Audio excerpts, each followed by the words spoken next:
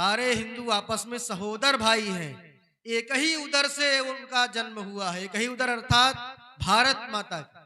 ये जो भारत माँ है, सब इसी से पोषण प्राप्त करते हैं। तो कोई भी हिंदू छोटा बड़ा नहीं हो सकता। इसीलिए संगठन में हम सब एक दूसरे को भाई साहब कहते हैं। छोटा व्यक्ति होगा, उम्र में बहुत छोटा है, और उम्र में बहुत बड़े हैं, लेकिन हम सब उनको भाई साहब कहते हैं। न हिंदू पैतो भवेत मम दीक्षा हिंदू रक्षा। मेरे दीक्षा क्या है? हिंदू रक्षा है। और मेरा मंत्र क्या है? समानता है। समानता क्या है? तो समानता अर्थात सबको भौतिक रूप से समान नहीं कर दिया जाएगा, अर्थात सब 5.5 फीट के हैं तो 5.5 फीट के सब कर दिया जाएगा। भाई लंबाई में छोटे बड़े हो सकते हैं, वो एक अलग विषय है। लेकिन मूल भाव क्या है? मूल भाव समरसता है। और समरसता का अर्थ है समान रस। हम सब में समान रस बह रहा है।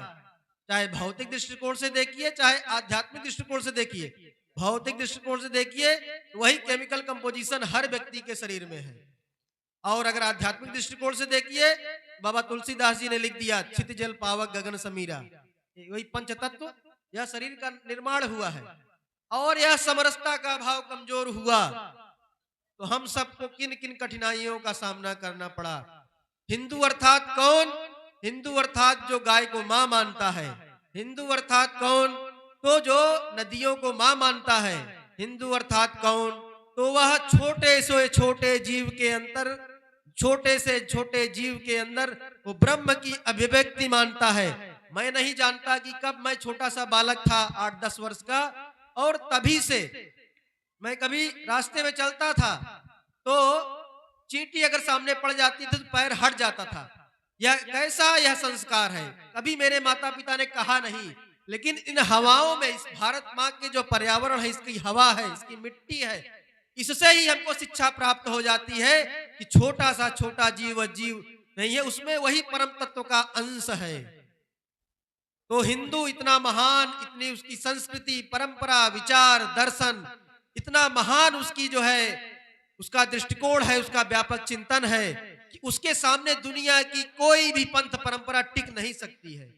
प्राचीन काल में देखें तो आप जिस भी विधा में जाएं, चाहे वह स्थापत्य कला के क्षेत्र में जाएं, चाहे आप आयुर्वेद के क्षेत्र में जाएं, ज्ञान विज्ञान के क्षेत्र में जाएं, ईसा के 2000 वर्ष पूर्व जब दुनिया मांस भून कर खाना सीख रही थी, पश्चिम के लोग, अरब के लोग, तब हमारे यहाँ वेद की पावन ऋचाएं रची जा रही थी। वो अर्थात मनुष्य भौतिक आवश्यकताओं से वह ऊपर उठ चुका था। इतना ज्यादा प्रचुर मात्रा में हमारे यहाँ कृषि और जितने भी भौतिक आवश्यकताएं एक मनुष्य की हो सकती हैं, उसको, उस आवश्यकताओं को पूर्ण करके उनसे ऊपर उठ चुका था। उठ चुकने के बाद वह आध्यात्मिक चेतना की ऊंचाइयों को जाने का प्रयास कर रहा था। क्योंकि हमारे यहाँ कहा गया है, धर्म अर्थ काम मोक्ष। सिर्फ शरीर तक सीमित नहीं है चिंतन, शरीर के आगे भी कुछ है, और सब धर्ममय है, सब में धर्म लगा हुआ है। अर्थ का हम चिंतन करते हैं, अर्थ के उपार्जन करते हैं, तो उसमें धर्म लगा हुआ है। धर्म पूर्वक उपार्जन करेंगे तभी समाज की धारणा होगी। यदि हमने धन का संकेंद्रण अपने पास ज्यादा कर लिया तो क्या होगा? समाज में किसी के पास कम हो जाएगा, और समाज में सबकी आवश्यकताओं की पूर्ति करने के लिए इस धरती माँ के पास तो संसाधन है, लेकिन किसी एक भी व्यक्ति के लालच की पूर्ति धरती माँ नहीं कर सकती। इसीलिए हमारे समाज के शास्त्रकारों ने, ऋषि मुनियों ने, जिन्होंने समाज की संरचना की, उन्होंने लिखा, तेन त्यक्तेन भुंजी था, अर्थात त्याग पूर्वक भोग। अब आप कहेंगे त्याग और भोग ये एक साथ कैसे संभव है? नहीं, इसको हमारे समाज के शास्त्रकारों ने, प्राचीन ऋषि परंपरा ने इसको करके दिखाया। त्याग पूर्वक भोग करना, जितनी आवश्यकता है उतना ही प्रकृति से लेना। उससे ज्यादा लेंगे तो धरती माँ का संतुलन जो है, धरती पे जो वस्तुएं हैं उनका संतुलन, जो प्रकृति का जो वायुमंडल है उसका संतुलन खराब हो जाएगा। आज वर्तमान स्थिति में पर्यावरण संकट है, पर्यावरण नष्ट हो रहा है, लेकिन जो आज पश्चिम के लोग पर्यावरण बचाने के आंदोलन चलाते हैं, हम तो पर्यावरण और प्रकृति के साथ जुड़कर जीवन जीते हैं। हमारे प्राचीन ऋषि मुनियों ने इसीलिए नदियों को माँ माना। जब नदी को माँ मानते हैं तो उसको प्रदूषित कैसे कर सकते हैं? अर्थात प्रकृति से जीवन जुड़कर जीवन जीना। प्रकृति हमारे लिए दुश्मन नहीं है, प्रकृति हमारी माँ है। यह हमारे चिंतन परंपरा ऋषि मुनियों ने दी। और पश्चिम के लोग क्या है, उसी पर्यावरण को नष्ट किया। पूरी दुनिया में जहां गए संसाधनों को लूटा। अंग्रेजों ने भारत और ऐसे जितने 50 देशों पर, सैकड़ों देशों पर राज्य किया। कहा जाता है कि उनके राज्य में सूरज अस्त नहीं होता था। सूरज अस्त नहीं होने का उसकी संकल्पना क्या है कि पृथ्वी में एक भाग पर दिन रहता है, दूसरे भाग में रात। तो दोनों गोलार्धों, दोनों क्षेत्रों में उनका शासन था। जिसमें रात्रि है उसमें भी और जिसमें दिन है उसमें भी उनका शासन था। और वो जहां गए उन्होंने वहां की स्थानीय आबादी को नष्ट किया। इसको जो है अपने भारतीय संस्कृति परंपरा से आप तुलना करेंगे तो क्या यहां मिलता है? आत्मवत सर्वभूतेषु, अर्थात एक ही परम चेतना है। वो हर जड़ चेतन में, सब में वो भाषित हो रही है। छोटा सा छोटा जीव है। हमारे यहाँ संकल्पना क्या है, क्या कहा गया है? कंकर कंकर में शंकर, अर्थात हर कंकर, हर कण, हर जो दिखाई देता चल नहीं सकते उसमें भी ईश्वर का वास है। आत्मोत सर्वभूतेषु है, एक ही परम चेतना सब में व्याप्त है। तो कोई हमारा दुश्मन नहीं रह गया, किसी का हम शोषण नहीं कर सकते। हमारे यहाँ कहा गया है यत पिंडे तत् ब्रह्मांडे, अर्थात जो पिंड में है वह ब्रह्मांड में है। यत ब्रह्मांडे तत् पिंडे, जो ब्रह्मांड में है वह पिंड में है, जो पिंड में ब्रह्मांड में है। तो कौन छोटा बड़ा रह गया और कौन किसका शोषण कर सकता है? सब आपस में क्या है? भाई भाई है। दुनिया के लिए दुनिया क्या है? पश्चिम के लोगों के लिए दुनिया बाजार है, हमारे लिए क्या है? परिवार है। वसुधैव कुटुंबकम अयम निजः परो वेति गणना लघु चेतसाम उदार चरिता नाम तू वसुधैव कुटुंबकम, अर्थात यह तेरा है, यह मेरा है, ऐसी गणना कौन से लोग करते हैं? तो ऐसी गणना छोटी बुद्धि वाले, छोटे हृदय वाले करते हैं। विशाल हृदय वाले, व्यापक चिंतन करने वालों का चिंतन क्या रहता है? पूरी वसुधा ही, ये भारतीय संस्कृति हमको सिखाती, पूरी वसुधा ही अपना परिवार है। तो आप चिंतन करेंगे कि अपना प्राचीन चिंतन, प्राचीन परंपरा इतनी विशाल, इतनी उदात्त, हर क्षेत्र में देखेंगे। कृषि के क्षेत्र में कहते हैं कि भारत की धरती पे दूध दही की नदियां बहती थी, अर्थात जितनी भी जो है जीवन उपयोगी वस्तुएं होती थी, दूध दही घी, कृषि, सब में हम प्रचुर मात्रा में थे। उसमें हमको क्या है, उसमें हम तज्ञता स्थापित कर लिए थे उनको उत्पादन करने में। कुटीर उद्योगों के द्वारा उत्पादन, दुनिया के अन्य देशों में हमारा सुंदर सुंदर माल बिकने जाता था। अंग्रेजों के आने तक विश्व अर्थव्यवस्था में, अर्थात जब तक अंग्रेजों ने यहाँ पर कुटीर उद्योगों को नष्ट नहीं कर दिया था, तब तक विश्व की अर्थव्यवस्था पर भारत का हिस्सा कितना था? तो वह लगभग 25 से 30% ईसा के 2000 वर्ष पूर्व से लेकर अंग्रेजों के आने के तक। अर्थात समाज की संरचना ऐसी थी कि हर व्यक्ति अपने अपने काम को करता था, हर व्यक्ति उत्पादन की प्रक्रिया में लगा हुआ था। तो हमको एक चीज और ध्यान में देनी चाहिए कि जो उत्पादन की प्रक्रिया है, जो श्रम विभाजन है, कोई कृषि कर रहा है, कोई शिल्पकारी कर रहा है, कोई कुछ कर रहा है। हमारे यहाँ उसका नाम है सुनारी का काम करने वाले सुनार, बढ़ई का काम करने वाले विश्वकर्मा जी जो कहे जाते थे बढ़ई। लेकिन क्या है, वो श्रम का विभाजन नहीं था, वो मनुष्य का विभाजन नहीं था। श्रम का विभाजन तो था लेकिन मनुष्य का विभाजन नहीं था। यह केवल कार्य विशेषीकरण था, अर्थात एक ही कार्य को पीढ़ी दर पीढ़ी करते करते क्या है, उसमें विशेषज्ञता आ जाती है। हम इस चीज को भूल गए, हम सोचे कि वह अलग व्यक्ति है, वह बिरादरी अलग है। ऐसा बिल्कुल नहीं है। आज अपने अंदर इसी बात को आत्मसात करने की आवश्यकता है। यदि हम इस बात को भूल गए कि सारा हिंदू समाज एक है, सारा हिंदू समाज अपना भाई है, यदि इस बात को भूल गए तो जैसे बांग्लादेश में अभी खबरें आ रही हैं, बांग्लादेश में आप सब अखबार में पढ़ रहे हैं ना, एक व्यक्ति को केवल हिंदू के नाते, केवल हिंदू जीवन पद्धति, एक हिंदू परंपरा के नाते उसको मारकर पीट कर हत्या करके उसको टांग दिया गया। ये कौन सी जो है परंपरा है या कौन सा चिंतन है कि हम आपके पंथ को नहीं मानते तो हमको मारकर टांग दिया जाएगा। यह सब आने वाले 50 सालों में हमारे साथ न दोहराया जाए, इसके लिए हमको इस भाव को समझना होगा कि सारा हिंदू समाज हम एक हैं, एक परंपरा के वाहक हैं। यदि हम कहते हैं फलाने बिरादरी तो वह 1 करोड़ होगी, 2 करोड़ होगी, 3 करोड़ होगी, दूसरी बिरादरी वह भी 4 करोड़ होगी, कोई 5 करोड़ होगी, कोई कहते हैं हम पटेल हैं, कोई कहते हैं हम ये हैं, कोई कहते हैं हम वो हैं, तो वह सब 2, 4, 5, 10 करोड़। लेकिन जब हम कहते हैं कि हम पूरा हिंदू समाज दोनों हाथ खड़ा होकर कहता है कि हम हिंदू हैं, तो हम 100 करोड़ ऐसे हो जाते हैं। और 100 करोड़ का सामना करना पूरी दुनिया के लिए संभव नहीं है। दुनिया में एक इजराइल नाम का देश है, उसकी आबादी केवल 84 लाख है, केवल 84 लाख, और उसमें भी यहूदी केवल 74 लाख है। वह 74 लाख आबादी इतनी संगठित है, अपने राष्ट्रीय हितों के प्रति इतनी एकत्व उसके अंदर है कि दुनिया का बड़े से बड़ा देश कहता है कि आतंकवादियों के खिलाफ कार्रवाई रोकिए, वो कहता है नहीं रोकेंगे। जब तक हम आतंकवादियों के कमांड सेंटर को नष्ट नहीं कर देंगे, हम कार्रवाई नहीं रोकेंगे। उसके 1200 लोग अभी 2 साल पहले 7 अक्टूबर 2023 को उसके 12 से 1300 लोगों को विधर्मियों ने भी पंथ जो उनके पंथ के नहीं मानने वाले थे, ऐसे लोगों ने आक्रमण करके मारा और उनको पकड़ ले गए और उनके बहनों माताओं के साथ अनाचार किया। लेकिन फिर उसने जो कार्रवाई शुरू की तो 60 से 70 हजार लोग मारे जा चुके हैं अब तक, क्योंकि वो ऐसे पंथ को मानने वाले हैं जो अपने सामने किसी को स्वीकार नहीं कर सकते, किसी को बर्दाश्त नहीं कर सकते।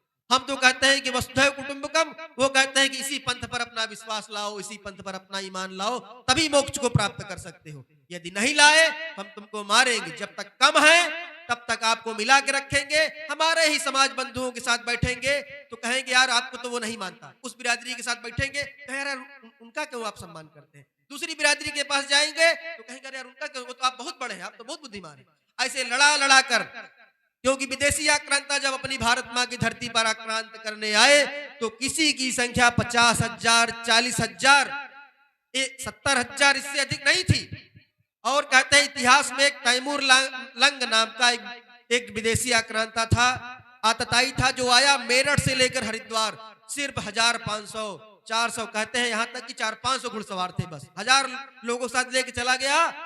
मेरठ से लेकर दिल्ली तक वो मार काट करता चला गया। हमारे समाज की एकता कहाँ चली गई थी? बस क्यों चिंतन ऐसा कम हो गया था कि अगर सब 100 गांवों के लोग इकट्ठा होकर लाठी मारते तो मर जाता, कंकड़ उठा लेते, बड़ा कंकड़ उठा लेते मारते तो मर जाता, पत्थर उठा के मारते तो मर जाता। तो हमारे अंदर कमी क्या आ गई? प्राचीन काल से देखें तो किसी भी आयाम में, जीवन के जितने भी आयाम हो सकते हैं उन सारे आयामों में हम बड़े चढ़े थे। अभी मैंने चर्चा किया था, स्थापत्य कला हो, आयुर्वेद हो, आध्यात्मिक चिंतन हो, धातु विज्ञान हो, जितनी भी विधाएं आप सोच सकते हैं, अर्थात उन सारे विधाओं में हम बड़े चढ़े थे। और इन सारे विधाओं में बड़े चढ़े थे उसका प्रमाण है, कोई यह गल्प कथा नहीं है, कि नालंदा का विश्वविद्यालय जो है वो बख्तियार खिलजी दिल्ली से चला मारता काटता, तो वह जब कलकत्ता तक, उसको बंगाल तक जाने की उसकी इच्छा थी, वह नालंदा बिहार के पास पहुंचा तो अपने सैनिकों से, अपने गुप्तचरों से कहा यह नालंदा विश्वविद्यालय जो स्ट्रक्चर दिख रहा है ये क्या है? तो उसके गुप्तचरों ने कहा कि यह नालंदा विश्वविद्यालय है। फिर पूछा कि यह सुंदर सा बीच में इसके और एक स्ट्रक्चर दिख रहा है, एक और सुंदर संरचना दिख रही है, ये क्या है? तो उसके गुप्तचरों ने बताया यह यहाँ का पुस्तकालय है, लाइब्रेरी है यहाँ। तो उसने पूछा कि इस लाइब्रेरी में जो पुस्तकें उसमें क्या लिखा हुआ है? उसने कहा कि ये बहुत सारी ज्ञान विज्ञान की बातें लिखी हुई हैं। तो बख्तियार खिलजी ने क्या कहा जानते हैं? उसने कहा यदि ये हमारे पंथ से, हमारी पंथ की पुस्तक है उससे अगर सहमत है तो भी इसकी आवश्यकता नहीं है, अगर असहमत है तो भी इसकी आवश्यकता नहीं है। ऐसा कह करके उसने उसमें आग लगा दी और वह करीब सालों जला। अब आप चिंतन कर सकते हैं कि उस विश्वविद्यालय के उस लाइब्रेरी में कितने प्रकार के ज्ञान विज्ञान की बातें उन पुस्तकों में लिखी रही होंगी। ऐसा एक विश्वविद्यालय की मैं चर्चा कर रहा हूं, पूरे देश के अंदर ऐसे हजारों विश्वविद्यालय थे। बाकी गुरुकुल थे, जो अंग्रेज आए हमारे गुरुकुलों को नष्ट कर दिया, उसमें सारे प्रकार की शिक्षा होती थी। अर्थात ये तो हो गया ज्ञान विज्ञान का क्षेत्र, विश्वविद्यालय पढ़ाई लिखाई के क्षेत्र। और उस विश्वविद्यालय के द्वारा सारे क्षेत्रों की पढ़ाई करने के बाद जब वह बालक निकलता था, वह व्यक्ति निकलता था, तो समाज में हर प्रकार के काम में वह तज्ञ रहता था। और स्थापत्य कला आप देखेंगे कि मुगलों ने, तुर्कों ने मध्यकाल से लेकर मोहम्मद बिन कासिम का जो सन 712 ईस्वी में जो आक्रमण पहला हुआ, उसके बाद जो श्रृंखला चली विदेशी आक्रांताओं का और अंग्रेजों तक, उन्होंने उत्तर भारत के बहुत सारे सुंदर जितनी संरचनाएं थी, मंदिर थे, उनको नष्ट कर दिया। सुंदर संरचनाएं थी, लेकिन दक्षिण भारत को मंदिरों को नष्ट नहीं कर पाए। आज भी जाइए तो बृहदेश्वर का जो मंदिर है, शायद कर्नाटक में है या तमिलनाडु में, कहां पर बृहदेश्वर का मंदिर, उसमें 250 फीट ऊपर 80 टन का जो एक संरचना उस पर रखी हुई है। अब आप चिंतन करिए कि 80 टन को कैसे ऊपर ले गए होंगे। इसका मतलब है कि गणित पूरा कैलकुलेशन करने की एक सुंदर प्रक्रिया थी और पत्थरों को कटिंग करने की, गणना करने की एक सुंदर प्रक्रिया थी। जो अंग्रेज आए तो उसमें अंग्रेज आने पर एक मैकाले नाम का व्यक्ति था। आप सब मैकाले को सुने हैं? लॉर्ड मैकाले, वो आया था तो उसने पूरे भारत का एक चक्कर लगाया। भारत का चक्कर लगा, देखा यहाँ के लोग तो बड़े सुख समृद्धि में जी रहे हैं, यहाँ घरों में ताले नहीं लगते हैं, यहाँ पर कोई व्यक्ति चोरी नहीं करता है। और वह जाते जाते महाराष्ट्र का एक स्थान है, वहां पर देखा कि एक अंग्रेज अधिकारी कहीं लड़ाई करके आया था, क्योंकि अभी तक कब्जा पूरा कर नहीं पाए थे। अंग्रेज जो जनरल था लड़ाई करके आया, उसकी नाक कट गई थी, नाक कट गई थी और झूल रही थी। तो महाराष्ट्र के एक छोटे से गांव में कहा, अब माताएं बहनें पानी खींच रही थी कुएं से, तो कहा मुझे पानी पिला दीजिए। तो जैसे हमारी परंपरा है, हम सब विधर्मियों को, विरोधियों को भी पानी पिलाने में, खाना खिलाने में संकोच नहीं करते हैं। तो माताओं बहनों ने पानी पिला दिया। तो माताओं बहनों ने कहा कि ये आपका जो नाक है कटी हुई, क्यों झूल रही है? कहा मैं लड़ाई करके आ रहा हूं। तो कहा कि हमारे गांव में एक व्यक्ति है, आपका जोड़ देंगे? कहा जोड़ देंगे। हाँ जोड़ देंगे। तो बुलाया, गांव का नाई बिरादरी के व्यक्ति था, वो नाई आया और उसने कुछ लेप लगाया और उसको जोड़ दिया और कहा ये औषधि खा लीजिए कि जाकर ठीक हो जाएगा। वो व्यक्ति अंग्रेज जनरल 2-4 महीने बाद आया लौटकर, तो उसकी नाक जो कटी हुई थी कहीं दिखाई नहीं रही थी कि ये कटी भी थी। मतलब कहने का एक जिसको हम गांव का सबसे छोटा व्यक्ति कहते हैं, वो आयुर्वेद परंपरा में इतना उसका ज्ञान था कि वह लगा दिया तो फिर से जुड़ गया। तो मैकाले को बड़ा आश्चर्य हुआ कि जिस देश के लोगों में छोटा व्यक्ति जो है इतना बड़ा ज्ञानी है, तो उस देश को बहुत दिनों तक हम गुलाम कैसे बनाए रख सकेंगे। तो वो अंग्रेज गया लंदन और वहां का उसका प्रसिद्ध भाषण है, वो मैकाले मिनट्स है, जो आप कहीं पढ़ेंगे जा करके। तो देखा, उसने कहा कि भारत में इस प्रकार के लोग रहते हैं, अब भारत को अगर हम सब मानसिक रूप से गुलाम नहीं बनाए तो इसको बहुत दिनों तक गुलाम नहीं बनाए रखा जा सकता। तो उसने क्या किया, कर दिया। उसने कहा कि भारत की जो पूरी ज्ञान परंपरा है, पूरा ज्ञान विज्ञान है, वह लंदन के जो अलमारी का एक शेल्फ होता है उसमें समा जाएगा, बस इतना ही है और ज्यादा नहीं है। तो उसने कहा संस्कृत खराब है, संस्कृत पढ़ने वाले सब पिछड़े लोग होते हैं या गंवारों की भाषा है। और उसने कहा कि हम भारत में ऐसे लोग तैयार करेंगे जो रूप रंग में, देखने में तो भारतीय होंगे, लेकिन चिंतन में, सोचने में, उनके कार्य व्यवहार में वह काले अंग्रेज होंगे। एक बात हमको बड़ी ध्यान से चिंतन करना चाहिए और इसको मन में धारण करना चाहिए कि भी अंग्रेजों के लिए भारत में कोई गोरा और सांवला नहीं, उनके लिए सब हम काले हैं। और उन्होंने इतना अत्याचार किया, इतना लूटा अंग्रेजों ने कि बंगाल में अकाल पड़ गया। अकाल पड़ गया तो क्या हुआ, हमारे यहाँ ऐसा था कि कभी कभी 10-12 साल में, 20 साल में अकाल पड़ जाता था तो कोई मरता नहीं था। कारण क्या था? कारण यह था कि जो राजा होता था वो इतनी व्यवस्था करके चलता था कि कभी अकाल पड़ जाए तो किसी की मृत्यु न हो, किसी की आवश्यकता की में कमी न रह जाए, इसलिए इतना अनाज, इतना संपदा रहती थी अकाल पड़ने को। लेकिन जब अंग्रेजों के काल में अकाल पड़ा तो उन्होंने यहाँ से, तब तक प्रथम विश्व युद्ध शुरू हो गया था, यहाँ सारा अनाज भिजवा दिए थे लंदन, और इतना लूटा था कि करोड़ों लोग मारे गए। अब आप सोचिए, वो 70,000, 25,000, 50,000 आए। अंग्रेजों का जब चरम था, जब यहाँ पर उनका पूरा भारत में इनको तूती बोलती थी, तो भी संख्या में वह सब 50,000 से 60,000 से, या बहुत होंगे 1 लाख, प्रशासन में और सेना में इससे ज्यादा नहीं थे। लेकिन हम सब कितने थे? हम सब थे 30 करोड़ रहे होंगे, 35 करोड़ रहे होंगे। क्या कभी हम सब के चिंतन में नहीं आया कि हम सब इकट्ठे होके 50 लाख, 1 करोड़ इनको मारते तो डंडे से मर जाते हैं? इसका मतलब क्या है? हम सब स्वार्थी हो गए थे। हमारा चिंतन स्वार्थ का हो गया था कि हम सुखी, संसार सुखी, हम आनंद में रहे, संसार आनंद में रहे। इसका मतलब है कि हमारे ही कुछ लोग जाकर अंग्रेजों से मिल गए थे, राय बहादुर की उपाधि लिए थे। हमको कहने में संकोच नहीं है। ठीक है कि कुछ जमींदार भी अच्छे रहे होंगे, इसमें कोई दो राय नहीं है। लेकिन जमींदारी प्रथा उन्होंने क्यों लगाई? जमींदारी प्रथा इसलिए लगाई कि ये अपने ही व्यक्तियों से लगान लेने में अत्याचार करेंगे। वो 10%, 5% कितना अपने पास रखेंगे, 80% हमको देंगे। इसका मतलब है कि हम लोगों ने इसका ध्यान नहीं रखा कि हम किसकी सहायता कर रहे हैं। अंग्रेजों के साथ मिल गए और अंग्रेजों के राज के दीर्घ जीवी रहने में हम सब ने अपना योगदान दिया। ऐसे मध्यकाल में भी था कि कुछ लोग अपने जाकर विधर्मियों से मिल गए, लेकिन लड़ाइयां निरंतर चलती रही। पूरे इतिहास परंपरा में हमने कभी गुलामी को स्वीकार नहीं किया। एकदम बहुत जबरदस्त लड़ाइयां हुई। 2000 साल तक हूणों से लेकर हूण, ग्रीक, हूण, शक, यवन सब आए, लड़े हमसे, सब में आत्मसात हमको कर लिया, हरा कर। कहते हैं कि जो हूण था, गाजीपुर में एक औड़िहार स्थान है, उसको हुड़िहार कहा जाता था। स्कंदगुप्त का नाम आप सबने सुना होगा इतिहास में। स्कंदगुप्त ने हुड़िहारों को वहीं हराया था, हूण को, जो हुड़िहार स्थान है। तो हूणों से चाइना भी बहुत डरता था, उसीलिए चीन की दीवार बनाया था। लेकिन हमारे स्कंदगुप्त के राजा के नेतृत्व में इतनी भीषण उनको हार दिया कि वह सब, यहां से खबर जब चाइना में गई तो वो सब बड़े आनंदित हो गए कि हूणों को भारत वालों ने हरा दिया।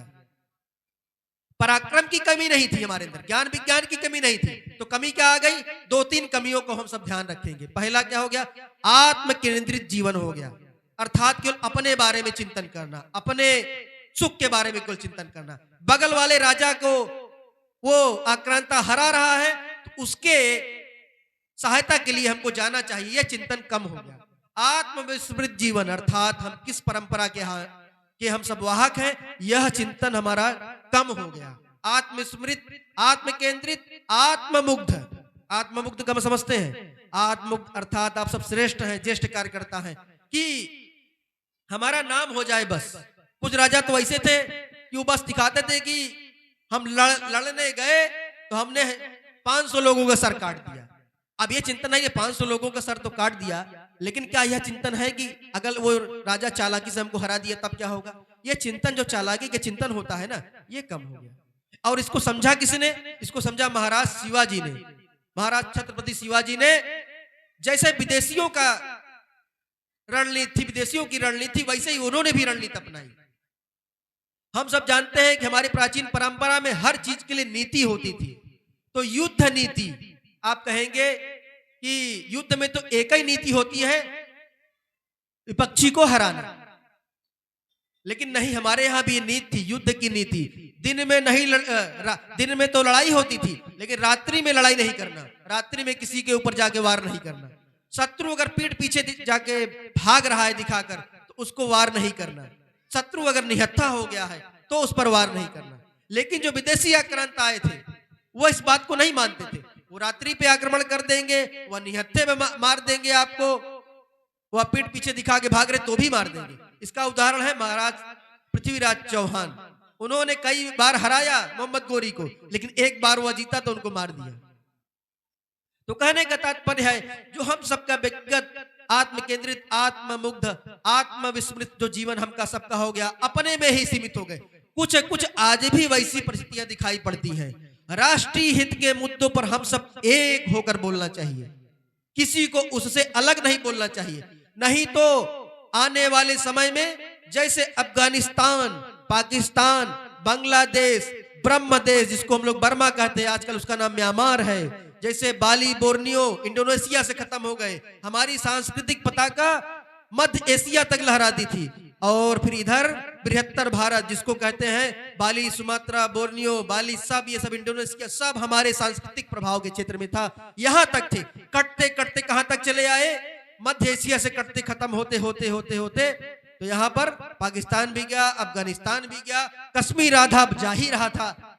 समझ लीजिए कि उसको रोकने का प्रयास हुआ।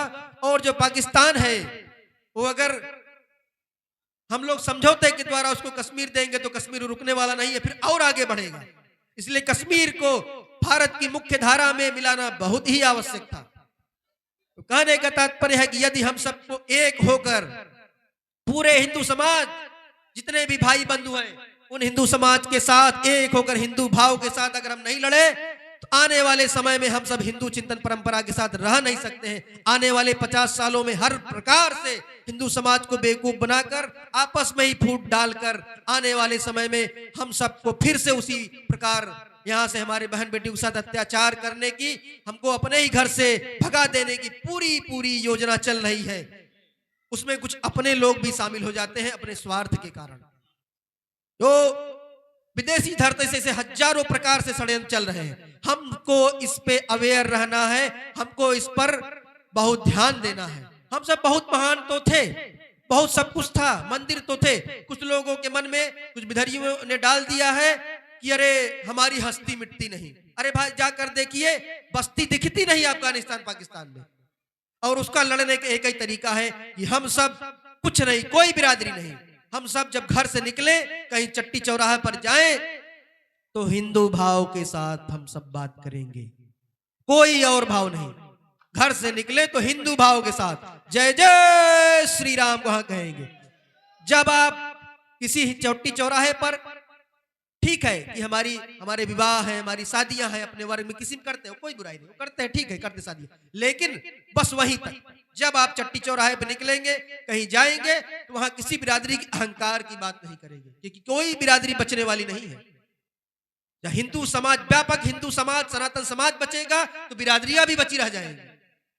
इसलिए सीधा पकड़िए, बिरादरी मत पकड़िए, हिंदू समाज पकड़िए। जब हिंदू समाज व्यापक बचेगा तो उसमें बिरादरी भी बच जाएगी। केवल बिरादरी पकड़ेंगे 1 करोड़, 2 करोड़, 4 करोड़, 10 करोड़, 20 करोड़, लेकिन पूरा हिंदू समाज पकड़ेंगे तो कितना होंगे? 100 करोड़ आप रहेंगे। और दुनिया में भी 5-6 करोड़ बाहर गए हैं, वो सब मिला लेंगे तो 105 करोड़ के साथ आपकी ताकत पूरे विश्व में सुनी जाएगी। आज जापान की आबादी कितनी है? केवल 12.5 करोड़।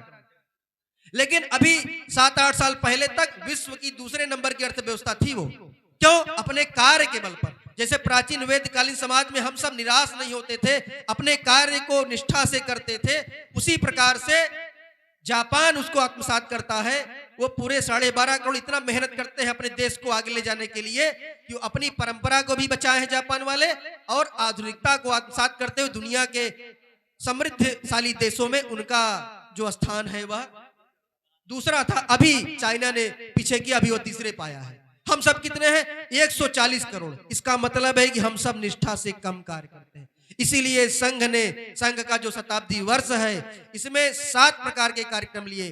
पहला था विजयादशमी का कार्यक्रम, दूसरा था गृह संपर्क अभियान।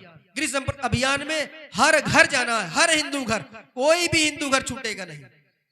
मैं बार बार कह रहा हूं कि वह केवल कार्य का विभाजन था, श्रम विभाजन था, मनुष्य का, हिंदू समाज का, भारतीय का विभाजन नहीं था, वह कार्य का विभाजन था। वो सत्य नहीं है। सत्य है कि हम सब हिंदू समाज के परंपरा के वाहक हैं।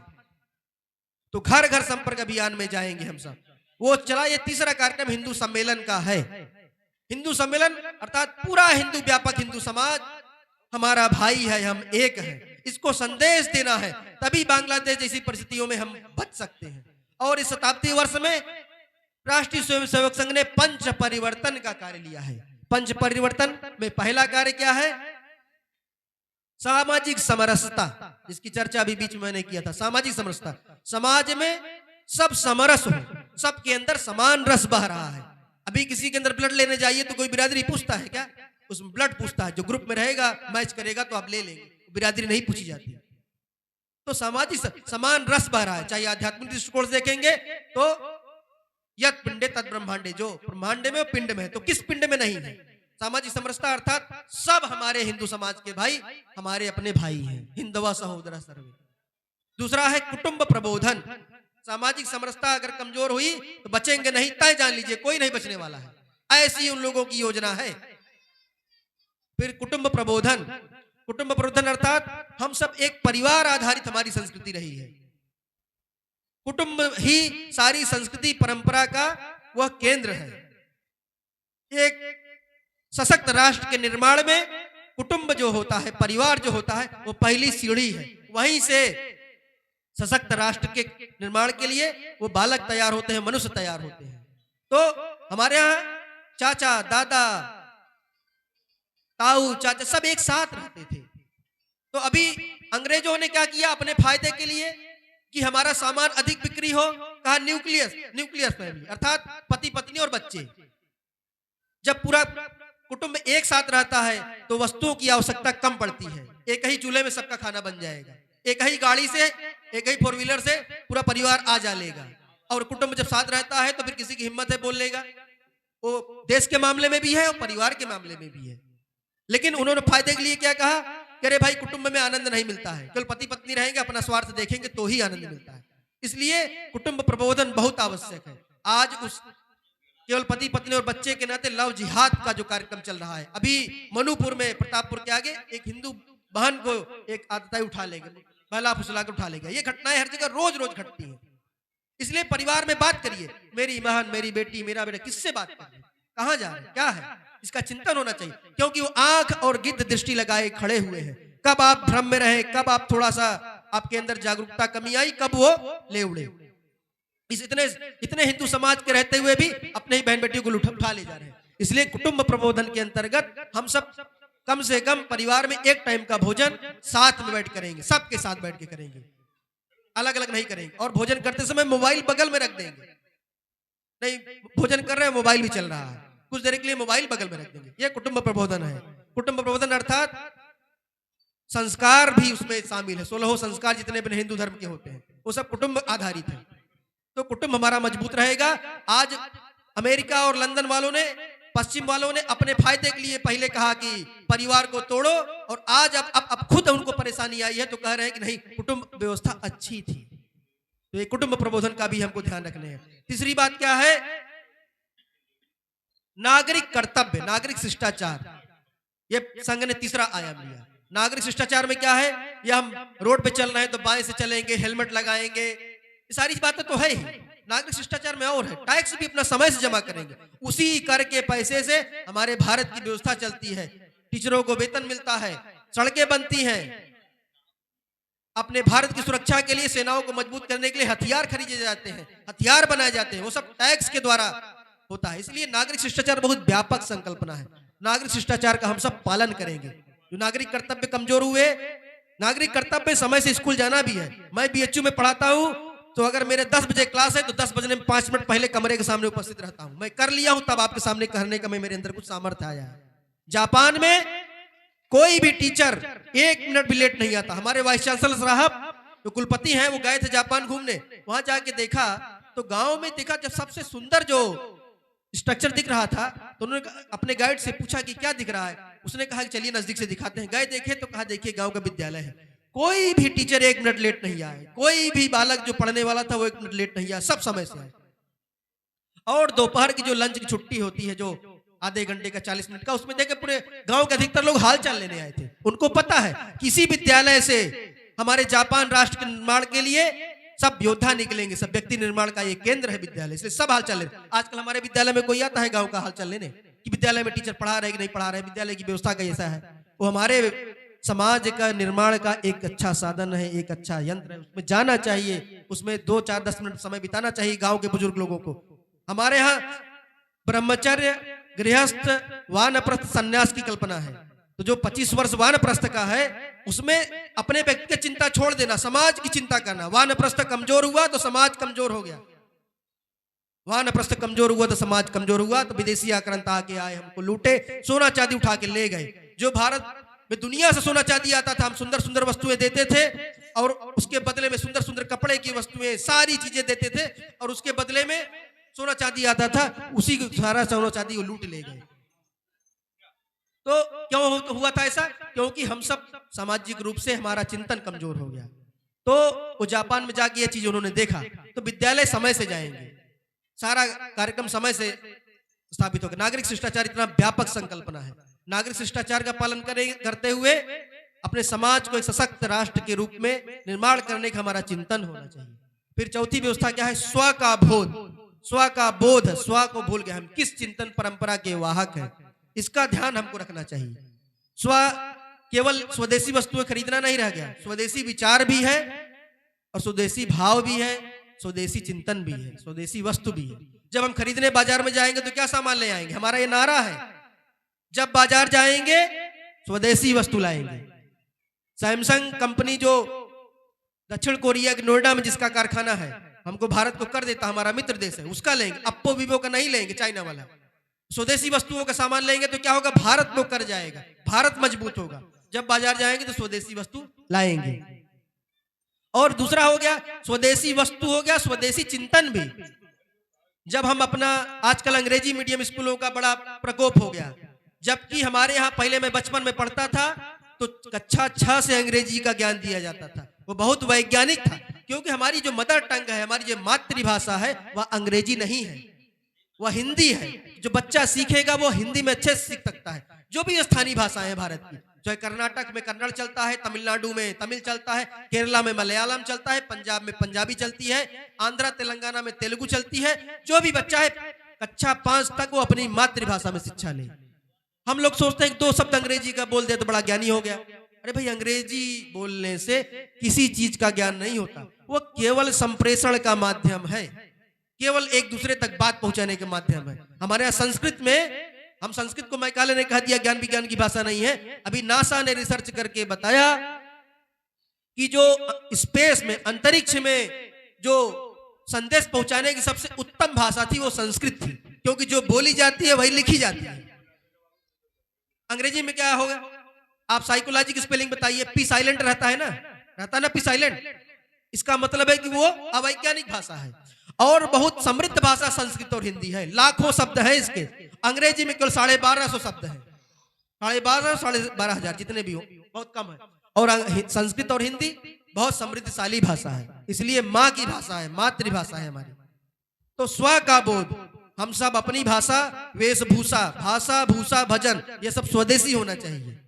पहनने में कुर्ता धोती नहीं पहन सकते, कुर्ता पजामा पहनेंगे। कभी कभी उसकी भी आवश्यकता कोट की पहनने पड़ती, ठीक है, लेकिन भाव यही रहना चाहिए कि हम सब स्वभूषा में रहें, अपने ही चीजों के बारे में हमारे अंदर हीन भावना न रहे। मैकाले ने अपने ही चीजों के बारे में इंफीरियरिटी कॉम्प्लेक्स भर दिया, हीन भावना भर दिया, तो हम उसको मानने लगे। हमारे यहाँ तो हमने सिर्फ भौतिक चिंतन तक हमारा चिंतन नहीं रहा, हमारा चिंतन तो आध्यात्मिक मोक्ष तक की यात्रा किए हैं, भौतिक वस्तुओं का भी उत्पादन किए हैं और मोक्ष तक की यात्रा हम सब कराए हैं। ये सब पश्चिम चिंतन में, अरब में चिंतन ये नहीं था। वो सब तो केवल मांस, कच्चा मांस खाते थे, फिर भून के खाना सीखे, इतना ही था। हमारे विशाल चिंतन परंपरा के आगे उनको पंथ भी कहे कि ना कहे, इसमें भी संशय है। कमी कहाँ रह गई? बस वही जो स्वार्थ केंद्रित हमारा चिंतन रह गया। तो नागरिक शिष्टाचार की एक व्यापक संकल्पना है, हम सब नागरिक शिष्टाचार का पालन करेंगे। और 5वीं संकल्पना क्या है? 5वीं मुझे लगता है स्व का बोध और नागरिक शिष्टाचार, ये 5 चीजें हो गई। इन 5 चीजों को लेकर के एक सशक्त हिंदू समाज का निर्माण करेंगे तो आने वाले समय में जैसे प्राचीन काल में भारत विश्व गुरु के पद पर प्रतिष्ठापित था, उसी प्रकार से आने वाले समय में भारत फिर विश्व गुरु के पद पर प्रतिष्ठापित होगा। आप सबके सहयोग से, राष्ट्रीय स्वयंसेवक संघ ने आप सबके सहयोग से समाज में इतना व्यापक परिवर्तन किया तो धारा 370 समाप्त हो गया। आज दुनिया ने, संयुक्त राष्ट्र संघ ने योग को पूरे विश्व में, वो 21 जून को योग दिवस के रूप में पूरी दुनिया ने मान्यता दे दिया। वो बहुत छोटी घटना नहीं थी। अगर विश्व ने, संयुक्त राष्ट्र संघ ने योग को अपना लिया तो सिर्फ योग को अपनाना भर नहीं रह गया, योग को अपनाने के साथ भारतीय जो संस्कृति परंपरा है वो दुनिया में भी यहां से प्रभावित होने लगी, यहां से जाने लगी। आप बातों के, उसके अंदर के मर्म को समझने का प्रयास करिए। तो पश्चिमी जो अंग्रेज है, अरब के लोग हैं, जो पश्चिम के लोग हैं, योग सीखने के साथ साथ फिर भारत के बारे में, योग कहां से निकला है? स्वाभाविक है, अष्टांग योग हमारे पतंजलि ने दिया, तो पतंजलि के बारे में जानेंगे, पढ़ेंगे, भारत आएंगे तो इसको किसको लाभ होगा? भारत को लाभ होगा, यहाँ के लोगों को लाभ होगा। हमारी सॉफ्ट पावर, हमारी सौम्य संपदा पूरे दुनिया में लहराएगी। इसके आधार पर, पंच परिवर्तन के आधार पर, हिंदू समाज की संगठित शक्ति के आधार पर राष्ट्रीय स्वयंसेवक संघ ने आप सबके साथ मिलकर भारत को सशक्त बनाने के रास्ते पर अब वो चल पड़ा है, अब रुकने वाला नहीं है। धारा 370 समाप्त हुई, योग को विश्व ने मान्यता दिलवाई और भगवान राम का मंदिर अयोध्या पे एकदम लहलाग, उसका मंदिर कितना सुंदर बन गया है। वो सब कैसे संभव हुआ? वो सब आप सबकी संगठित शक्ति के आधार पर हुआ। इसलिए गृह संपर्क अभियान में हम सब जब घर घर जा रहे हैं और जाएंगे, एक भी घर छूटना नहीं चाहिए। एक घर छूटा तो सुरक्षा चक्र टूटा। कोई भी हिंदू समाज का व्यक्ति अगर छूट गया हमसे, उसके घर जाना चाहिए।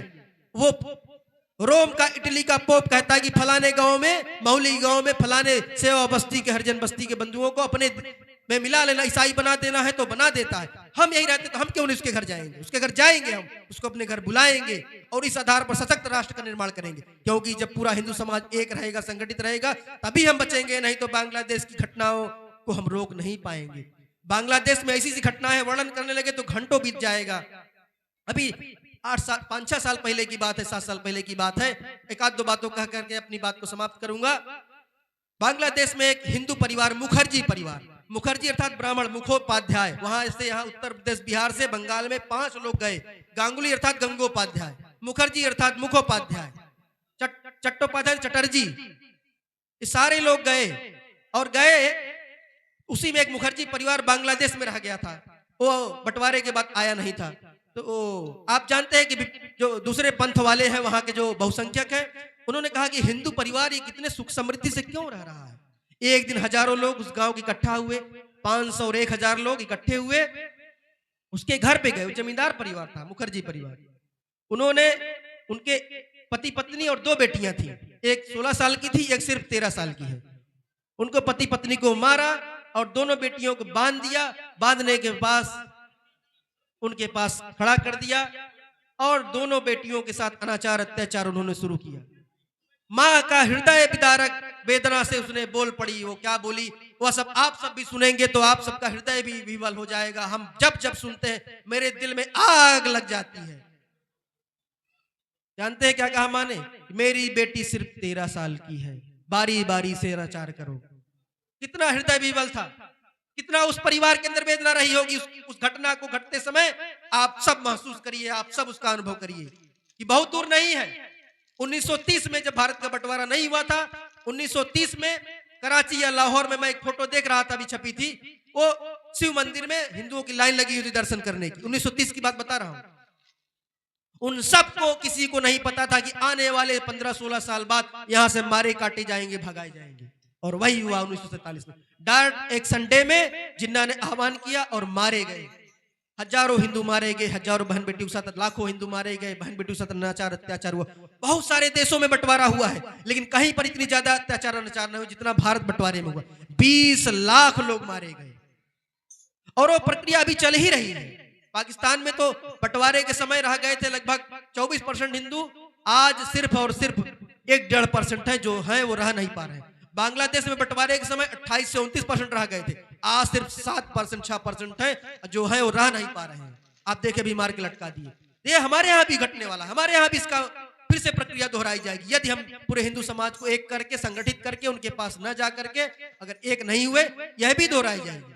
इसलिए इन सब बातों को समझते हुए, व्यापक हिंदू समाज को एक साथ लेते हुए, और उसका परिणाम भी आया है। थोड़ा सा एक हुए तो सारी चीजें ठीक हो रही हैं। राम मंदिर बन गया है, अब हम सब अपने संस्कृति परंपरा के प्रति जागरूक हो गए हैं। आने वाले समय में हम सब विश्व गुरु के पद पर फिर से प्रतिष्ठापित होंगे। इस आप सबकी एकता के बल पर एक बार नारा हमारे साथ लगाएंगे, उसके बाद मैं अपनी वाणी को विराम दूंगा। जय जय श्री राम, जय जय श्री राम, वंदे वंदे। धन्यवाद।